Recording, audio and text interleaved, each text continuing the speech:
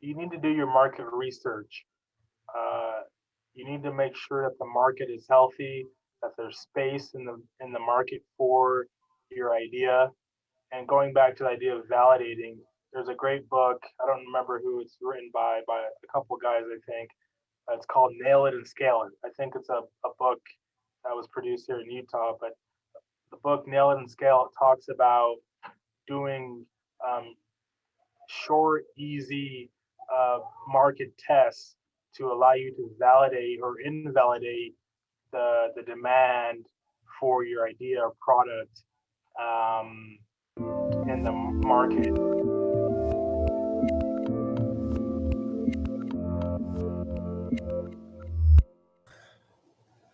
Hey everyone, this is Devin Miller here with another episode of the Inventive Journey. I'm your host, Devin Miller, the serial entrepreneur that's grown several startups into 7 and 8 figure businesses, as well as a CEO and founder of Miller IP Law, where we help startups and small businesses with their patents, trademarks, and everything else related to their business. And if you ever need help with your business, just go to strategymeeting.com and grab some time with us to chat.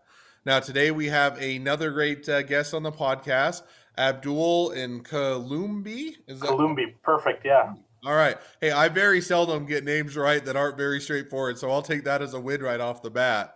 But to introduce Abdul just a bit, so originally started out in D.C., Washington D.C., and then he actually moved to Utah and grew up in a place called American Fork, and started his entrepreneur journey as early as high school. Started a hat and T-shirt business and did that for a period of time, and made a bit of spending money in high school as he's going through that. And then in adulthood, he started a few different businesses, tried some things out. Also, then went to school at I think it's UVU. Is that right? UVU, yeah. UVU, and studied entrepreneurship. And for those of you, university, or I guess it's Utah Valley University. I had to think about it for a second, which is a school here in Utah.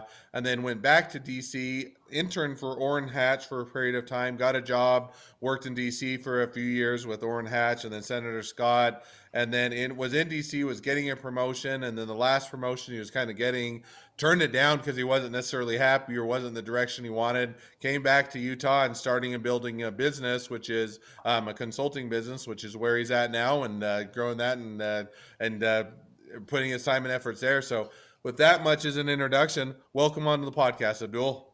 Thank you so much. Thank you for having me. Appreciate it, Devin.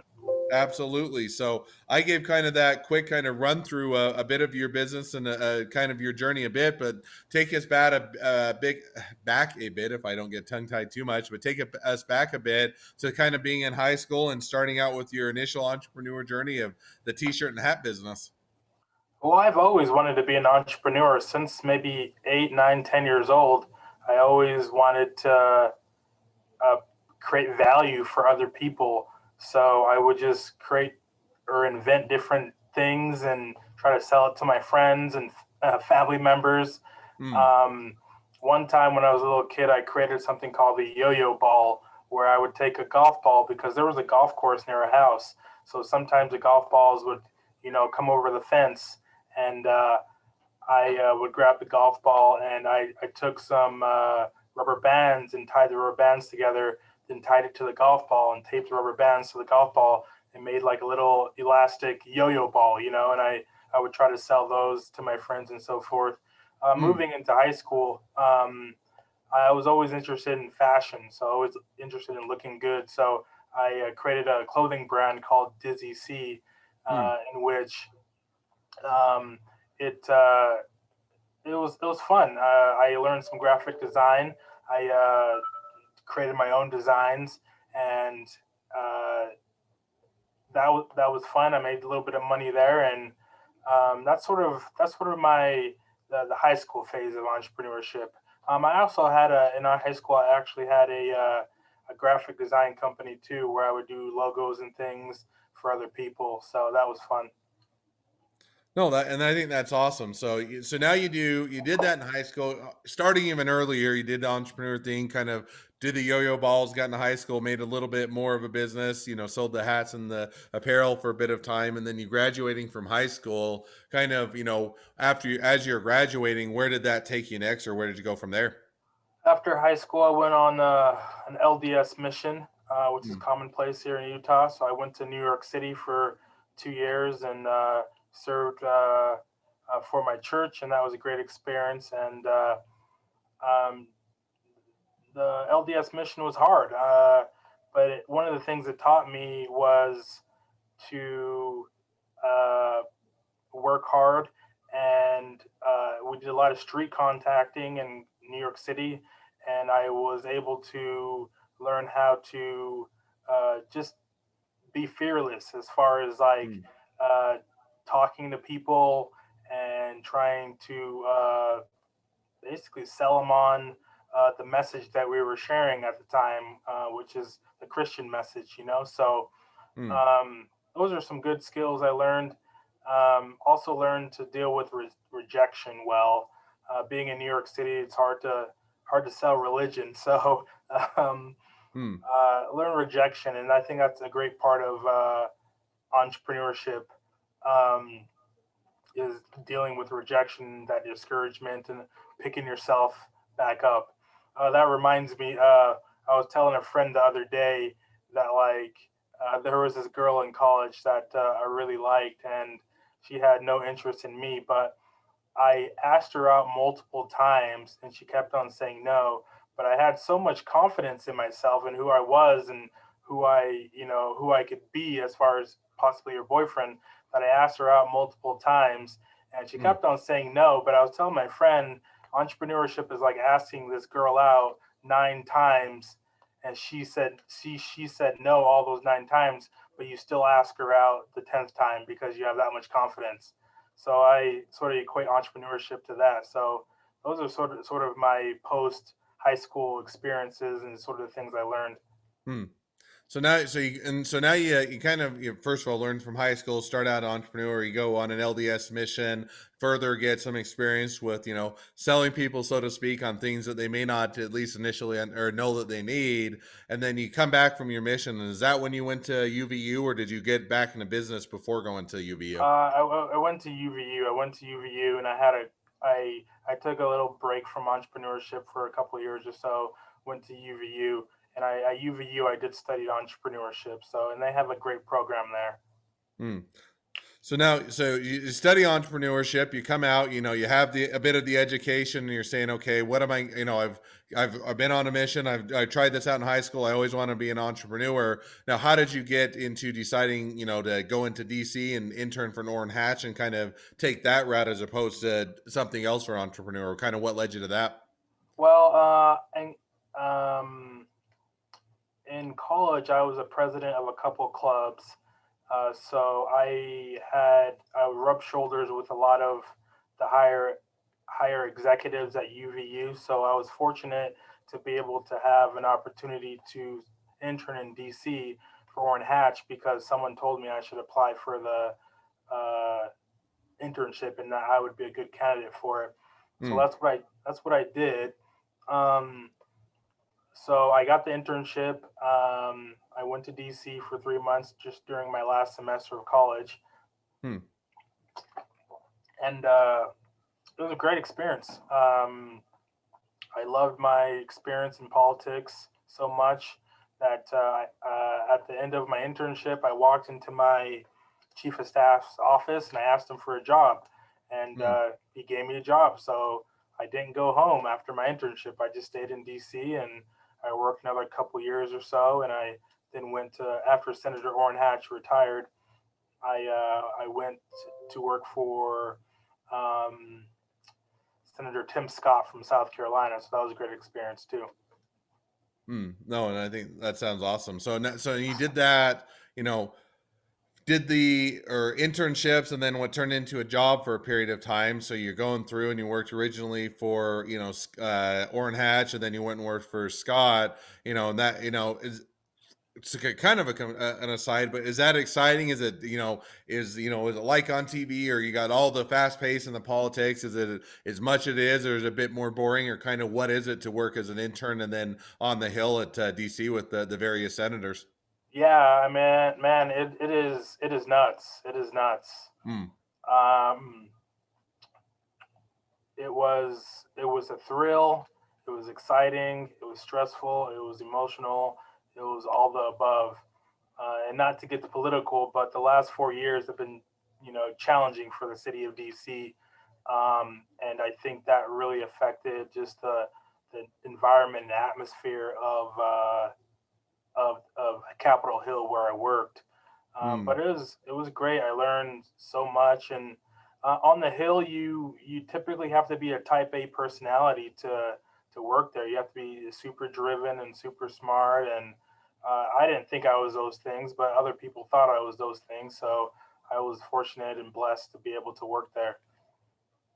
no, and I think that's awesome. So now, and you had that opportunity. I think gained a lot of experience and a lot of kind of know-how, so to speak, and and getting that. So now, what was the? And I think we chatted a little bit before the podcast. You kind of were up for a promotion. You were looking. You're continuing to move up the chain, so to speak, and you had a decision that, hey, I don't want to do this anymore. So kind of maybe share a little bit about how you decided that you were done with that phase of life and what drove you to come back to Utah. Yeah, man, that was a real hard decision. I mean, I kept on getting promoted in Congress, and the last promotion I got, or I was offered at least, I had to decline it because I just knew it wasn't going to make me happy. I thought going to DC and staying in DC that would be my career trajectory. That Mm, is politics.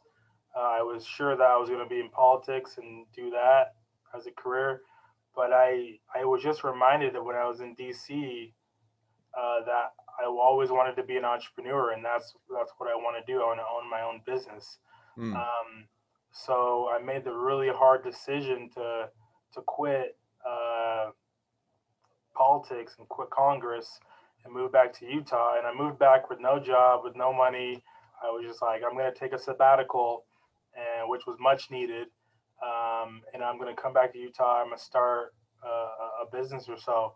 And to be honest, like working in Congress, it's not an easy job to get. I mean, people are very envious of those positions, and you really have to know somebody to get in. Many times, a lot of times, people do multiple internships, free internships, to just get their foot in the door in Congress. So I was really Mm. fortunate to work there, but I had to make the hard decision and just follow my heart.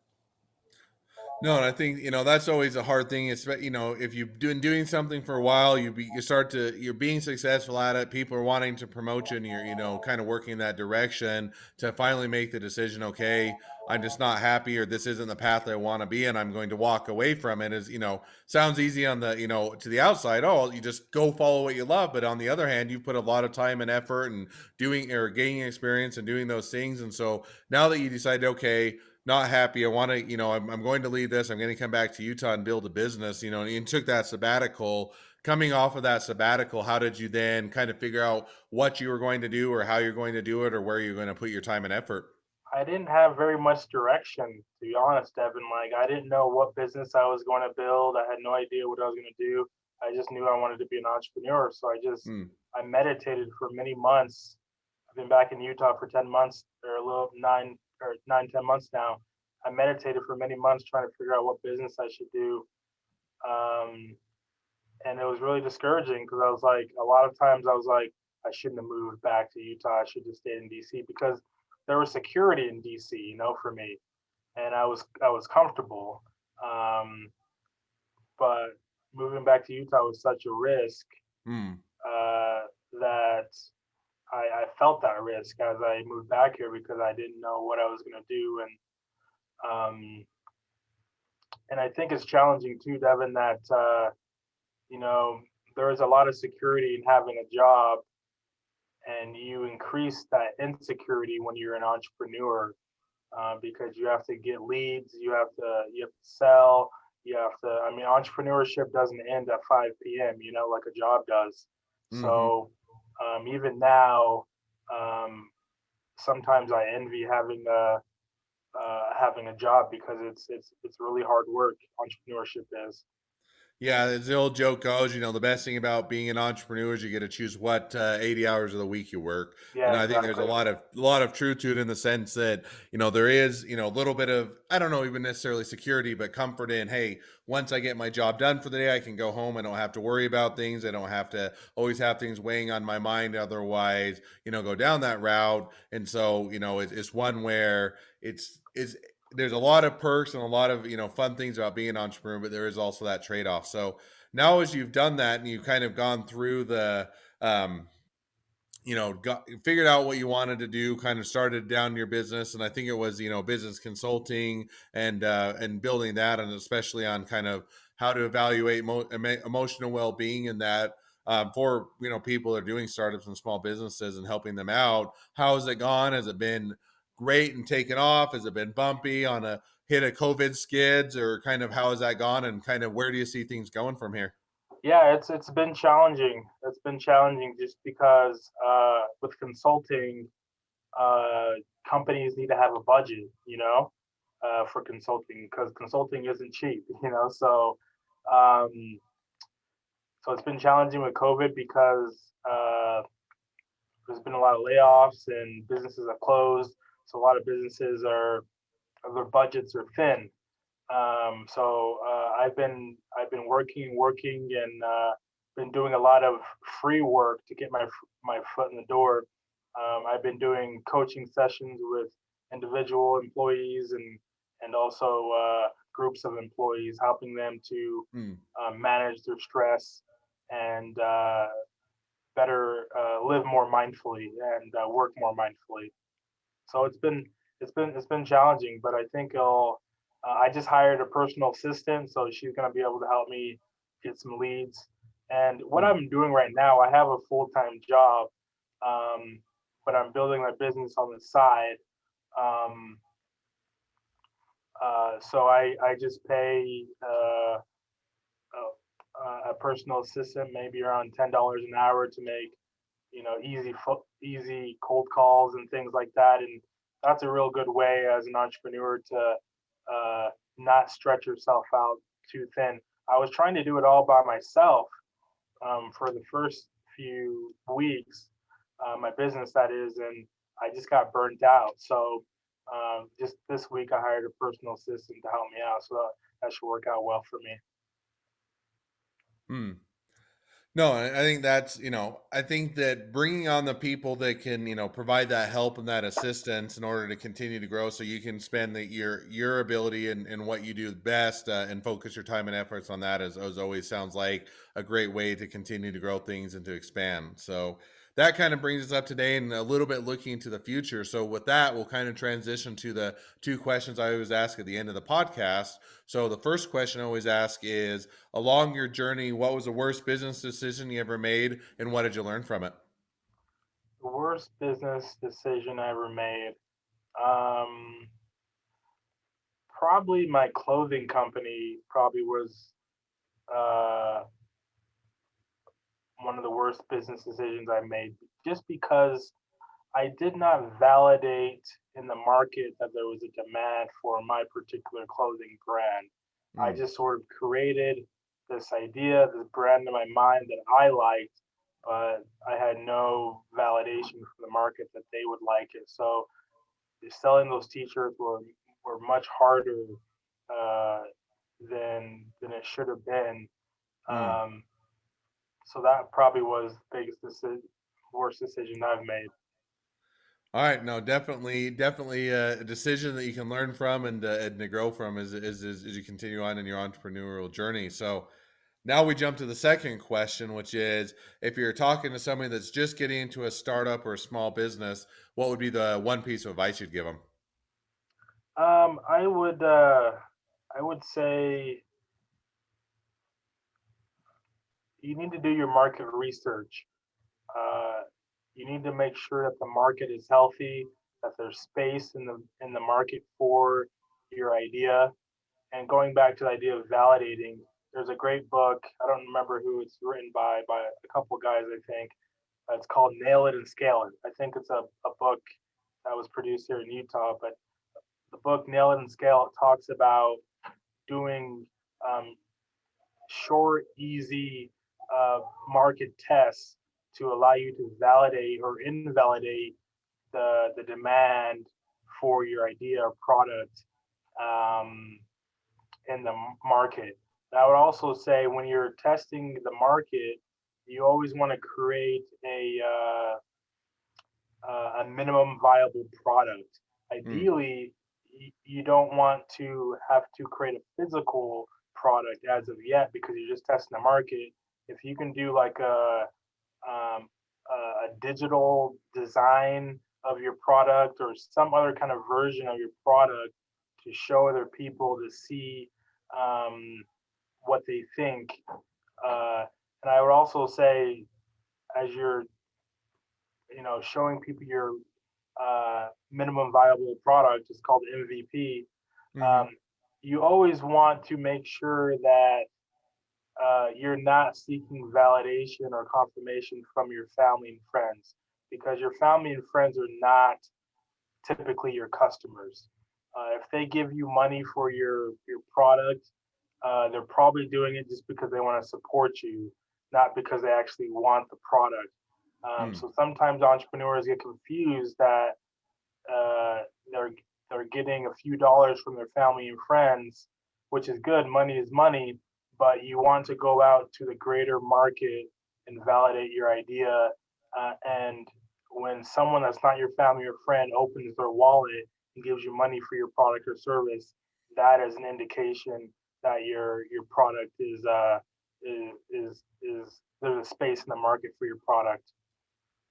No, and I think that figuring out a product, whatever level of product it is that you can then go out, have that minimally viable product, as I mentioned, get it out in the marketplace, kind of get that feedback, see how to adjust it, and otherwise start to not, and as you mentioned, not even just go to family, because family is always going to be nice. They're always going to be supportive of you, want you to succeed, and they won't necessarily give that honest feedback. But go ask a stranger. Don't just ask a stranger, what do you think? But ask them, hey, will you pay for this, or would you buy this? And why don't you buy it right now? And if they say, well, I think it's a great idea, but I don't think it's right for me, or I don't want to buy it, then I think it gives you that feedback that you may want to see that, hey, people are while they're nice, they're not going to buy it, then, or, they're not paying for it, then, you go back to the drawing board a bit. So I think that that's certainly valuable feedback as well, or valuable advice. So, well, as we now wrap up, is if people want to find out more about your consultancy and what you're doing, they want to be a customer, they want to be a client, they want to be an investor, they want to be an employee, they want to be your next best friend, any or all of the above, what's the best way to reach out to you and find out more? Yeah, let me tell you a little bit about my business first. My business is called Mzelia Leadership. Mm, That's Mzelea. So Mzelia Leadership, uh, I am an executive coach and a mindfulness coach. So mindfulness is is a practice that comes from Buddhism that basically teaches you how to live in the present moment.